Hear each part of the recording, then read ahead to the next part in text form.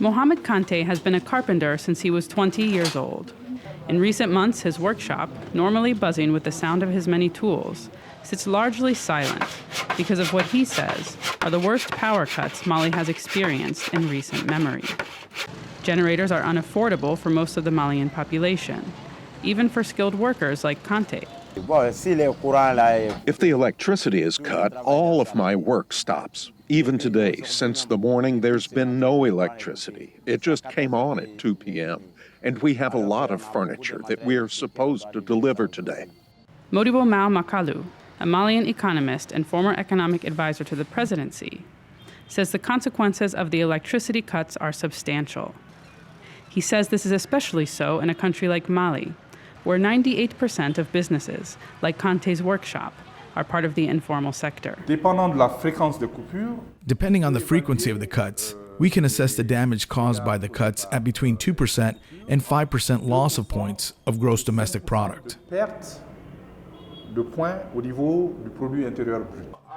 government pledged the situation would improve. The government has not said what it is doing to address the situation.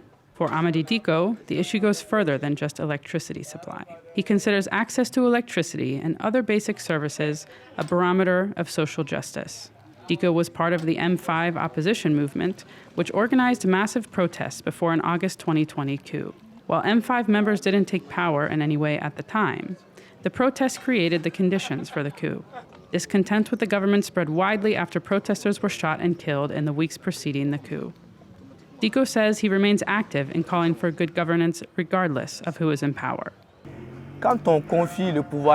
When we entrust power to someone, we have to hold them accountable. We must monitor the commitments they have made to the population. This is our role as leaders in civil society.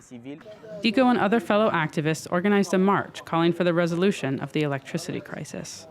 The protest was supposed to take place last Friday. Citing security concerns, the military government denied the group the right to march. The march's head organizer was arrested Friday and remains in custody.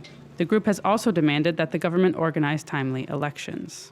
Last year, the government announced that elections would take place in February 2024, but in September said the vote would be canceled for what it called technical reasons.